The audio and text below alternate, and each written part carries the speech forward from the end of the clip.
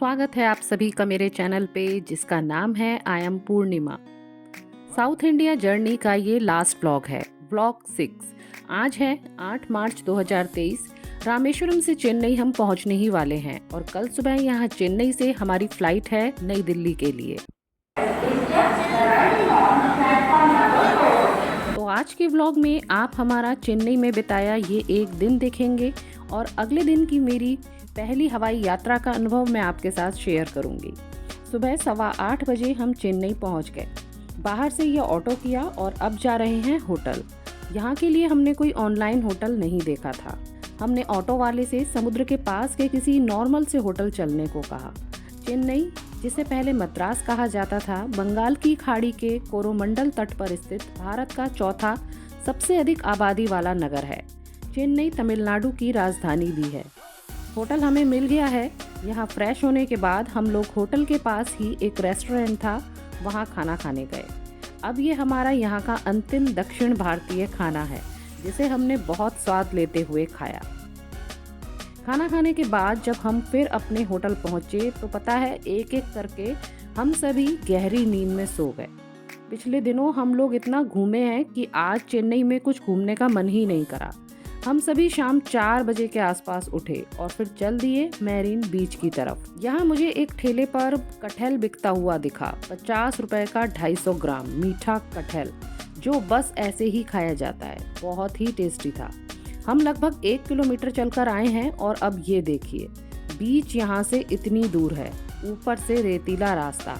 चप्पल पहनकर तो आप चल ही नहीं सकते, वो रेत में और धंसी जा रही थी। फाइनली हम बीच पर पहुंच गए हैं। यहाँ हम चारों ही आए हैं, मम्मी होटल में ही हैं। ऐसा लग रहा है कि ये लहरें आगे बढ़ बढ़ कर हमारा स्वागत कर रही हैं।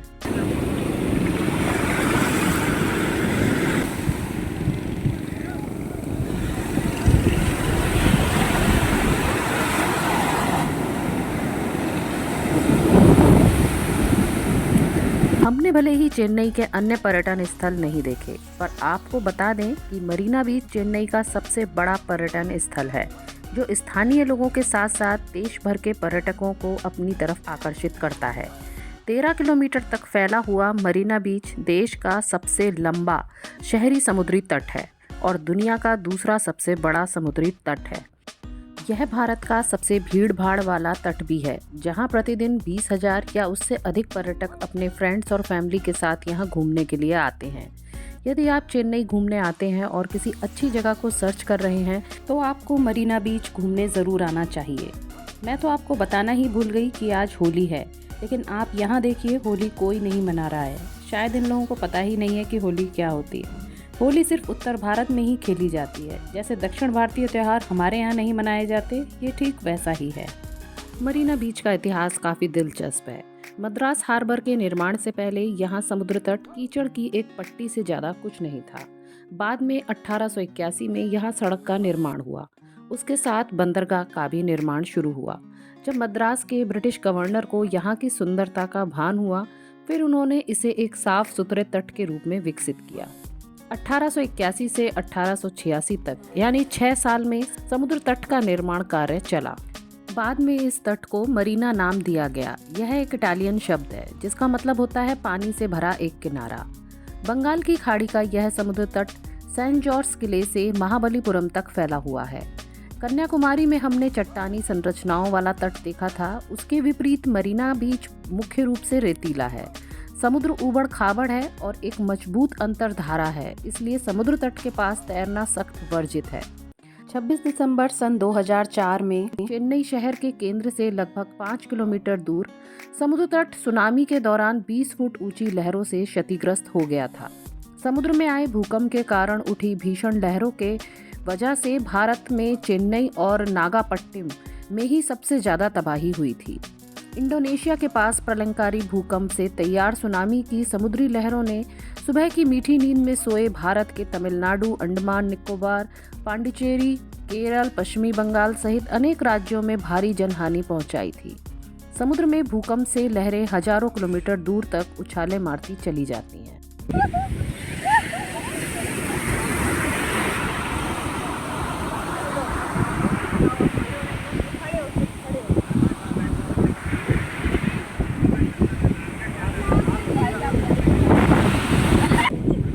यहीं रहो, हम जा रहे हैं।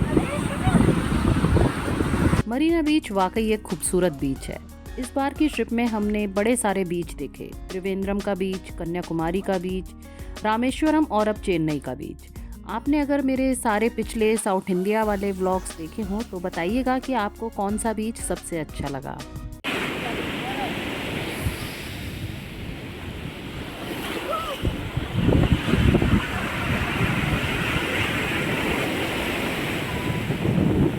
यहाँ पर समय कैसे बीत गया पता ही नहीं चला।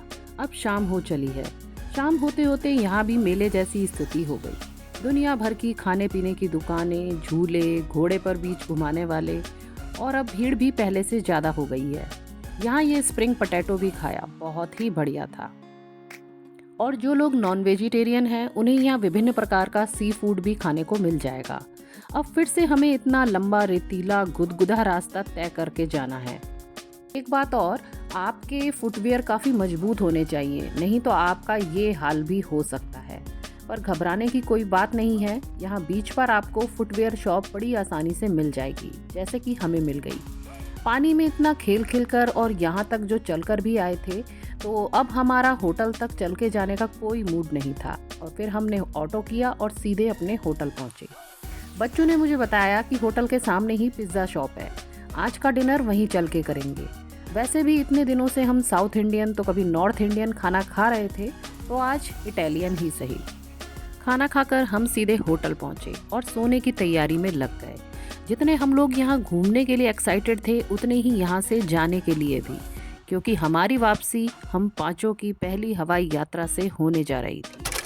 तो आज है 9 मार्च 2023, हमारी वापसी का दिन। होटल से एयरपोर्ट लगभग 18 किलोमीटर दूर था। पता है, यहाँ मुझे साउथ इंडियन सुपरहिट म्यूज़िक भी बहुत सुनने को मिला, जैसे किसी ऑटो में, टैक्सी में, होटल के रिसेप्शन पर। एक गाना तो मुझे बहुत ही पसंद आया। मैं वो गाना यहाँ नहीं डाल सकती कॉपीराइट की वजह से, लेकिन गाने का लिंक मैं आपको नीचे डिस्क्रिप्शन में दे दूँगी। एक बार आप मेरे कहने से वो सुनकर ज़रूर देखिएगा, मुझे यकीन है वो आपको बहुत पसंद आएगा। फाइनली एयरपोर्ट आ चुका है। अपने अनुभव के आधार पर मैं कुछ बातें आपके साथ शेयर कर रही हूँ। फ्लाइट की टिकट हमने 28 फरवरी 2023 को बुक करी थी, घर से ही ऑनलाइन। हर फ्लाइट की अपनी अपनी टिकट दरें होती हैं। यहाँ आपको ऑप्शन मिलेंगे air India, Indigo, spice jet, Vistara आदि के। आपको जो ठीक लगे उसमें टिकट बुक कर दें। हमें तो किसी फ्लाइट का कोई अनुभव नहीं था, तो हमने स्पाइस जेट चुनकर उसमें टिकट बुक कर दी। जब आप टिकट बुक करते हैं तो आपको अपने टिकट में खाना शामिल करने का भी ऑप्शन मिलता है। वेज नॉन वेज में से चुनकर अपने टिकट के साथ उसका भी भुगतान आप कर सकते हैं। पर हमने विदाउट फूड टिकट बुक करी। टिकट बुक करते समय ही हमने सीट भी डिसाइड कर ली थी, जैसे 19A, 19B, F, E, D। 5 ticket हमें 29,447 रुपये के पड़े, यानी प्रति व्यक्ति 5,889 रुपये का टिकट। टिकट बुक करते ही मैसेज के माध्यम से हमें पता चल गया कि चेक इन बैग 15 kg से ज़्यादा नहीं होना चाहिए और हैंड बैग 7 kg से ज़्यादा नहीं होना चाहिए। चेक इन बैग वो बैग होता है जो यात्रा से ठीक पहले आपके प्लेन में जमा हो जाता है। हैंड बैग आप अपने साथ प्लेन के अंदर लेकर जाते हो, जिसे आप अपने आगे वाले की सीट के नीचे या आप जहां बैठे हैं वहीं ऊपर बने कैबिनेट में भी रख सकते हैं। चेक इन बैग में आप कोई भी इलेक्ट्रॉनिक सामान जैसे मोबाइल, लैपटॉप, चार्जर नहीं रख सकते हैं। हमने अपने मोबाइल, चार्जर और आईपैड ये सभी सामान हैंड बैग में रखे। मेरी बहनें पहले हवाई यात्रा कर चुकी हैं, तो ये जानकारी मुझे उनसे मिली। अपनी यात्रा के दौरान हम बैग के वजन को लेकर भी सचेत रहे, इसलिए हमने छुटपुट ही खरीदारी की। अगर सामान का वजन दिए गए वजन से ज़्यादा हो जाता है तो आपको एयरलाइंस को अतिरिक्त भुगतान करना होता है। जो वजन मैंने आपको बताया वह प्रति व्यक्ति के हिसाब से है। ऐसा नहीं है कि सिर्फ हम बड़ों ने ही अपने आधार कार्ड रखे, बच्चों के भी आईडी प्रूफ यानी आधार कार्ड हमने रखे थे ओरिजिनल, जो बाकायदा वहाँ देखे गए। हमारी फ़्लाइट टाइमिंग सुबह 9:45 से दोपहर 12:40 की थी। फ़्लाइट की जो भी आपकी टाइमिंग हो, कम से कम 2 घंटे पहले आपको एयरपोर्ट पहुँचना होता है। चेक इन काउंटर आमतौर पर डिपार्चर से 2-4 घंटे पहले खुल जाता है। यह अच्छा ही होगा कि आप जल्दी पहुँचें, जिससे कि बोर्डिंग पास बनना, सामान आदि जमा करना, सामान सहित आपकी पूरी जांच, ये सारा प्रोसेस बिना किसी परेशानी के पूरा हो जाए। और फिर आप वहाँ बैठकर आराम से एयरपोर्ट और एयर हॉस्टेस वगैरह को निहारें। कितना फैसिनेटिंग जॉब है एरोप्लेन और एयरपोर्ट पर काम करना। आज होटल से हम सुबह 6 बजे एयरपोर्ट के लिए निकल गए थे और अब 8 बजे का ये वक्त है। फ़्लाइट में अभी काफ़ी देर है तो हमने यहाँ थोड़ी पेट पूजा भी कर ली। यहाँ जहाँ हम बैठे हैं हर एयरलाइंस के अपने अपने सेक्शन बने हुए हैं। फ़्लाइट की उड़ान से संबंधित कोई भी जानकारी स्पीकर से नहीं बोली जा रही है। उड़ान से संबंधित घोषणाओं के लिए आपको अपने एयरलाइन सेक्शन में बने डिजिटल बोर्ड पर निगाह रखनी होती है कि कब कौन सी फ़्लाइट चल रही है और आपके फ़्लाइट की क्या स्थिति है। टाइम पास करने के लिए आप यहाँ बने रिटेल स्टोर से शॉपिंग भी कर सकते हैं, लेकिन यहाँ के सामान की कीमत शहर के बाज़ार से कई गुना ज़्यादा होती है। हमने तो बस वहाँ से ये मैग्नेट लिया जो 400 रुपये का था। वैसे बाज़ार में ये 100 रुपये का मिल जाता, पर चेन्नई की निशानी के तौर पर हमने ये खरीद ही लिया। एयरपोर्ट पर टाइम पास करना कोई कठिन काम नहीं है। यहाँ बैठकर आप आते जाते प्लेन्स, उनमें सामान आदि रखने के क्रम को देखकर आराम से समय व्यतीत कर सकते हैं। अब ये देखिए हमारा प्लेन आ गया है और ये हरा रास्ता हमें हमारे प्लेन के गेट तक लेकर जाएगा। प्लेन के नीचे ये लाल रंग की ट्रॉली आ गई है जिसमें सभी यात्रियों के चेक इन बैग प्लेन के अंदर बने किसी स्टोर में रखे जा रहे हैं। 9:05 पर हमारे जाने का प्रोसेस स्टार्ट हुआ, जहां सबसे पहले हमारे आधार कार्ड देखे गए, फिर हम सभी के बोर्डिंग पास स्कैन किए गए। प्लेन में जाने के लिए हम ही लोग सबसे आगे थे, बाकी यात्रीगण हमारे पीछे। ये फ़्लाइट भी कहीं से आई थी यात्रियों को लेकर, तो यहाँ हमें उनके जाने का थोड़ा इंतज़ार करना पड़ा। उनके जाने के बाद ये गेट खोल दिया गया। मम्मी के पैरों में दर्द था तो उन्हें यहाँ व्हील चेयर मिल गई थी। फाइनली अब उस हरे रास्ते पर हम आ गए हैं जहाँ से सीधे हम प्लेन के अंदर चले जाएंगे। प्लेन के गेट पर भी थोड़ी देर रुकना हुआ क्योंकि अंदर सफाई का काम चल रहा था। और ये देखिए सामने कौन खड़ा है, पायलट। आज इन्हीं के कंधों पर हमारा जीवन है। फ्लाइट में अंदर आने के बाद आपको अपनी सीट ढूंढनी पड़ेगी। आपके सीट नंबर का उल्लेख आपके बोर्डिंग पास पर होता है। सीट के ऊपर बने कैबिनेट पर आपको वो नंबर लिखे हुए मिल जाएंगे। फिर भी कोई परेशानी हो तो फ्लाइट अटेंडेंट आपकी सेवा में मौजूद होंगे। हमने अपने हैंडबैग कैबिनेट में रख दिए। मैंने अपना पर्स अपने पास ही रखा। उसके बाद फ़ोन को एरोप्लेन मोड पर कर देने को कहा गया। आज पहली बार फ़ोन एरोप्लेन मोड पर होने जा रहा था। ऐसा लग नहीं रहा था कि ज़्यादा यात्री होंगे, पर देखते ही देखते पूरा प्लेन भर गया। ये देखिए मैंने अपना पर्स यहाँ रखा है और सामने है एयर होस्टेस जो सभी को पानी सर्व कर रही हैं। हम आपको बताना चाहेंगे कि हमारे शौचालय में स्प्रिंकलर्स लगे हुए हैं। हमें आपकी किसी भी प्रकार की सहायता करने में बेहद खुशी होगी। हम आपकी शुभ यात्रा की कामना करते हैं। धन्यवाद। अब तो बस आपको अपनी सुरक्षित यात्रा के लिए फ्लाइट स्टाफ द्वारा दिए गए निर्देशों को ध्यान से सुनना है। प्लेन के स्टार्ट होते ही हमें सीट बेल्ट लगाने के निर्देश दे दिए गए। 2 at the front, 4 over the wings, and 2 at the rear. The emergency lights leading to the exits are located through the aisle, on the sides of overhead bins. इस तरह के काफ़ी निर्देश हमें दिए गए। अब प्लेन अपने मेन रनवे पर जा रहा है। मैं आपको वीडियो फास्ट करके दिखा रही हूँ, पर प्लेन काफ़ी धीमी गति में चल रहा है। चेन्नई अंतर्राष्ट्रीय हवाई अड्डा भारत में तीसरा सबसे व्यस्त हवाई अड्डा है, दिल्ली और मुंबई के बाद। यह भारत के पहले हवाई अड्डों में से एक है। मुझे खुशी है कि हमारी पहली हवाई यात्रा की शुरुआत इतनी शानदार जगह से हो रही है। हम 3 दिनों में आगरा से त्रिवेंद्रम ट्रेन से पहुंचे थे। अब मात्र 3 घंटों में चेन्नई से नई दिल्ली पहुंच जाएंगे। भारत का काफ़ी हिस्सा हमें यहाँ ऊपर से नीचे देखने को मिलेगा। मेन रनवे आ गया।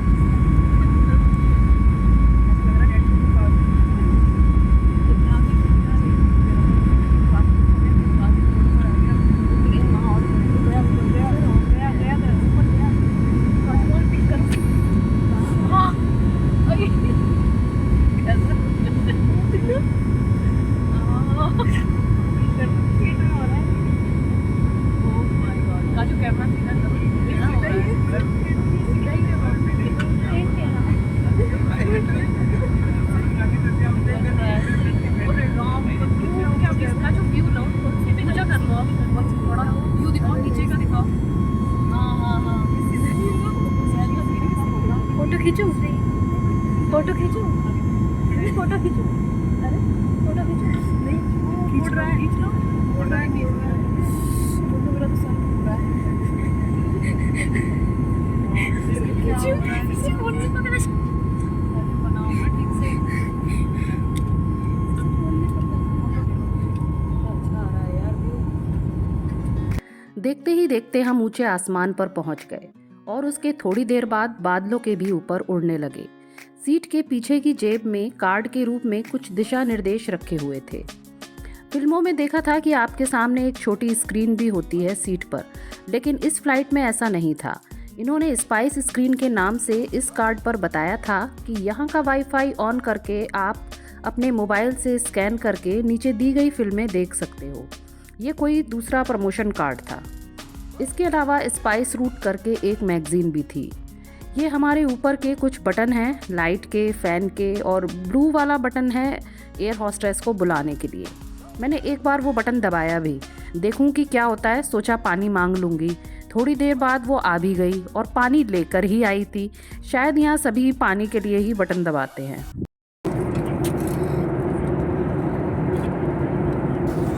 अब तो लग रहा है कि प्लेन आसमान में नहीं अंतरिक्ष में उड़ रहा है। नीचे पता नहीं कौन कौन से राज्य जा रहे हैं। इतने ऊपर सिर्फ बड़ी बड़ी चीज़ें ही नज़र आ रही हैं, जैसे ये देखिए नदी की धार और ये भूरे रंग के बड़े बड़े पहाड़। इन्हीं पहाड़ों के बीच से ये नदी बहती दिखाई दे रही है। यहाँ देखिए एक छोटा बच्चा कैसे टाइम पास कर रहा है। कभी धरती का व्यू एकदम क्लियर हो जाता है तो कभी बादलों से ढक जाता है। इतनी ऊंचाई पर हम सभी के कान बंद खुल हो रहे हैं, पर मुझे कानों में दर्द भी हो रहा है। अभी 1-2 दिन पहले मुझे जुकाम हो गया था, शायद इस वजह से। कान का बंद होना फिर खुल जाना, ये तो मेरा रात तक घर पहुंचने के बाद भी होता ही रहा। बाकी सबका तो बस प्लेन में ही हो रहा था। यहाँ सीट के पीछे की जेब में वॉमिट के लिए एक थैली भी रखी हुई थी। शायद लोगों को और फ्लाइट सिकनेस होती होगी। 11 बजे के आसपास प्लेन में खाना सर्व किया गया उन लोगों को जिन्होंने टिकट के साथ खाने का भी पेमेंट किया था। उसके बाद फ्लाइट अटेंडेंट ने खाना सभी को ऑफ़र भी किया कि अगर कोई लेना चाहता है तो वहीं ख़रीद ले। अब ऐसा लग रहा है कि बड़े बड़े शहर आ गए हैं। प्लेन की साइड विंग भी दिख रही है। यह कोई बड़ा शहर मालूम पड़ता है। हो सकता है हमारा आगरा ही हो, क्योंकि अब 12:10 का समय हो रहा है। फिर देखते ही देखते प्लेन थोड़ा नीचे की ओर आने लगा। अब तो लग ही रहा है कि ये दिल्ली ही है।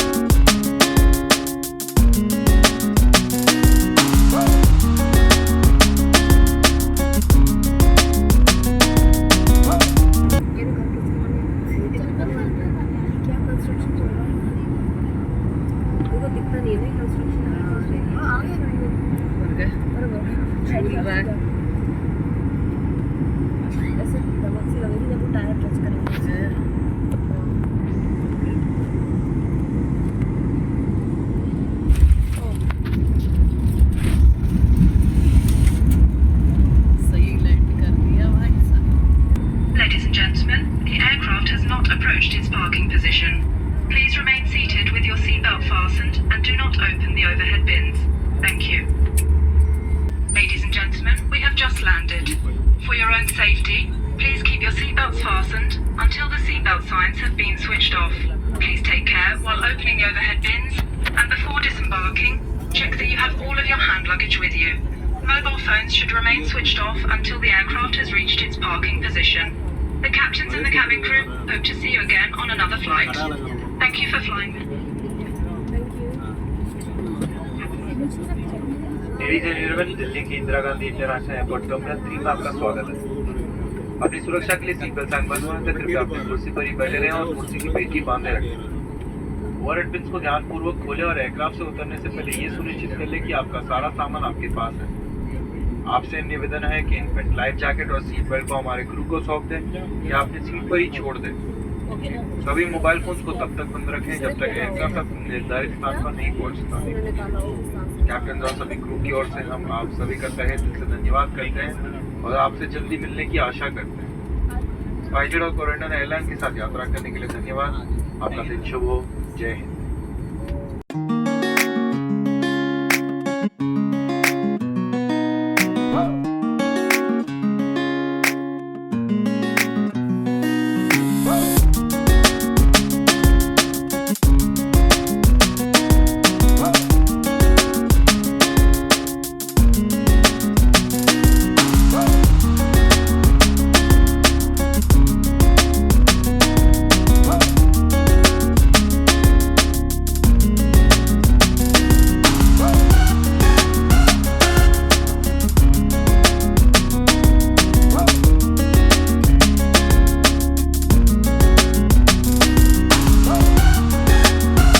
कुछ भी कह लो, डर तो लगता ही है, प्लेन के टेक ऑफ और लैंडिंग के समय भी। मैं पायलट और स्पाइस जेट को धन्यवाद करना चाहती हूँ हमारी सुरक्षित यात्रा के लिए। अब सुंदर ही है। मैं तो कान अभी तक क्यों बंद है? उड़ान का समय 9:45 से 12:40 था। हम चले तो सही वक्त पर थे, पर पहुँच थोड़ा जल्दी ही गए। ये 12:20 का समय है।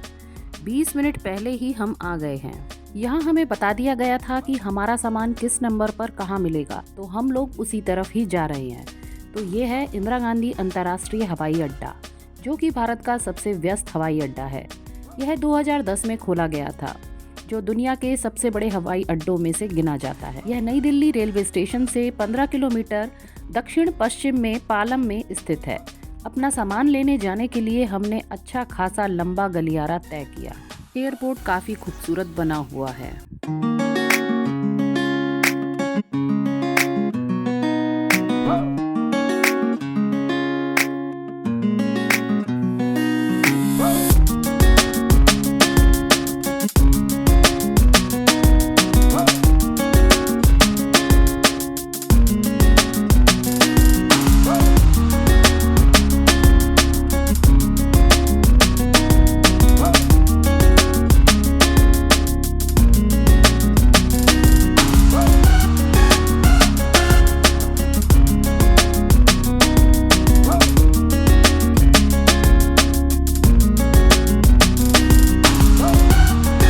एयरपोर्ट से वॉकिंग डिस्टेंस पर ही मेट्रो स्टेशन है, तो अब हम मेट्रो से रेलवे स्टेशन जा रहे हैं। हमने दिल्ली से आगरा के लिए तत्काल में टिकट बुक कर ली है।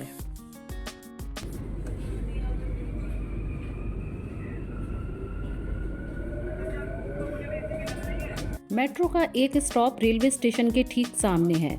यहाँ आप वॉक करते हुए रेलवे स्टेशन पहुँच सकते हैं। ये लीजिए, हम न्यू दिल्ली रेलवे स्टेशन आ गए हैं।